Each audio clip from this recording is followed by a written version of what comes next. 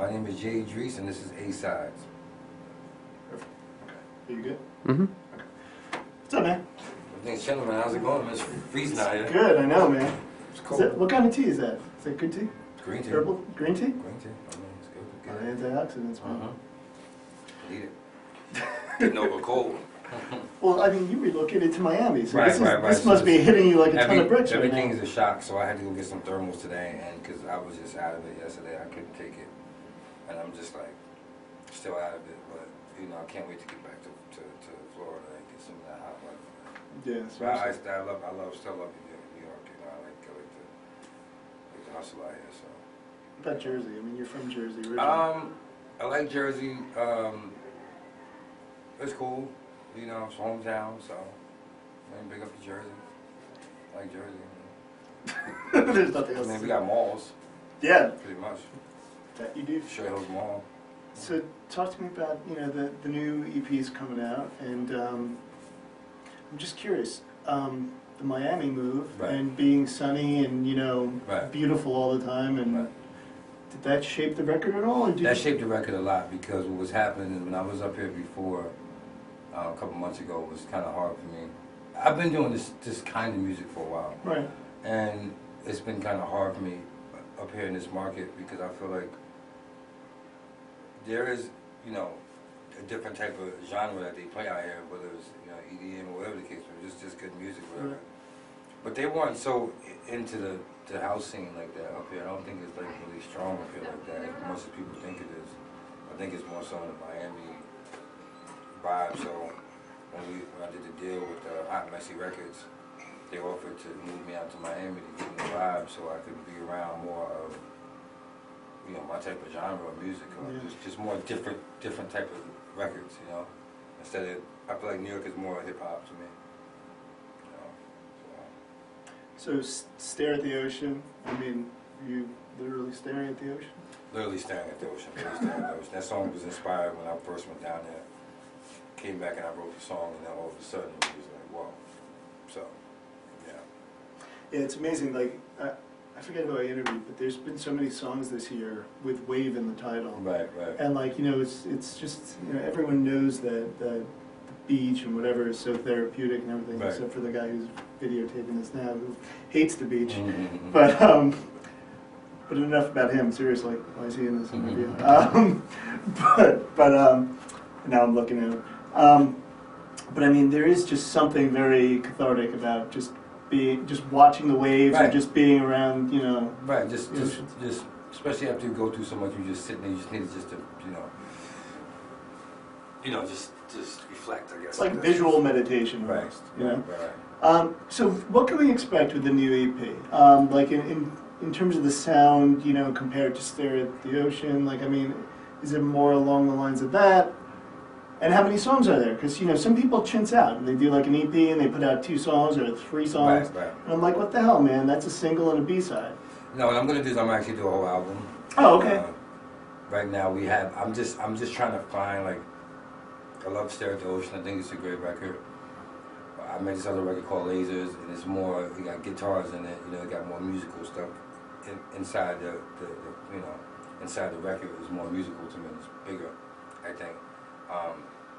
But I have some records.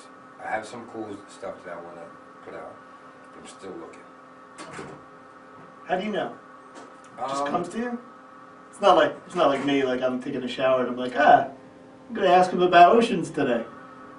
Well, I mean... Or does it just kind of come to you during the day? It comes to me during the day just because I got to, you know, be ahead of the curve a little bit. Like, everybody's doing, like, they're going to, like, the deep house vibe, and it's like, that's one thing, that's one aspect, but I never want to go off of what everybody else is going, what everybody else is getting. I want to still have my own original stuff to it, you know what I mean? So it's like, the original version of Stare at the Ocean is, you can hear it, and it's like, you don't know if it's EDM, you don't know if it's dance, you know, it's club, but then it has this, but then we did the remix, and it was more defined than it was in the end. Yeah.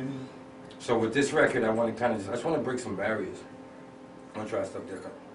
Which is nice, because in this industry, not a lot of people go for Right. that. So. I want to try something different chord progressions and different changes. I'm just looking. And it's tough because Stare at the Ocean is such a good record that I have to, you know, not get caught up in, oh, I need another stare at the ocean. No. Right. I need something just dope, you know, so. I would think the pressure on you that you put on yourself is probably more than any other people. And the reason I say that is you grew up in this. Right. So I would think, you know, your dad being cool in the gang, your mom being, which by the way, I didn't know, but for years I played your mom at bar mitzvahs and all these parties. So thanks to your mom and your dad for that. And I speak on probably everybody who's ever had a party from like the late 70s to now. Right. So, but anyway, I mean, I would think just being around greatness, it kind of adds to it, right? It definitely adds to it. I mean, I started recording my first record at the age of 9, so I mean, but you know, it's tough. It's tough business. Business is tough. Business is tougher than it was before. Right. So many people doing it. You know, and everything is. There's no longer. I feel like there's. I don't want to say it's no longer that it's special anymore. It's still special, but it's like, man, one come and one go. One come, one go. One come, one go. One come, one go. One come, one go. So I'm just trying to stay and focus on making classics and making greatness and making real music with, you know, all the influences of today's music, and somehow making real music that from years from now maybe people will listen to, and not just like, oh, that was a fad, you know. Celebration, man. Song is played everywhere, still plays it. Seriously. Celebration, Too Hot, Joanna, Cherish the Love, I mean, Jungle Boogie. Jungle Boogie, Get Down on It, Summer Madness. Don't just get that out of your head. You know, I would think you have to be your own artist. You have to be. You have to be. But I also. My dad didn't do Jungle Boogie. Right. I'd like to see him do it though. Right. That'd be interesting. Old Jewish guy doing it. But anyway. But I'm fortunate to have that, to know what classics are. True. So I don't get caught up with, let me just make something for right now, you know. Let me make something, I want to make worldly music for people, not just, you know, any color, any age.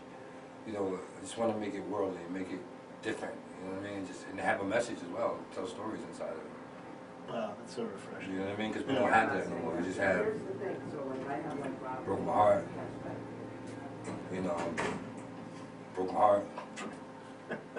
Can't believe you did this. Broke my heart. Bitch this, bitch that. Let's fuck. Let's have sex.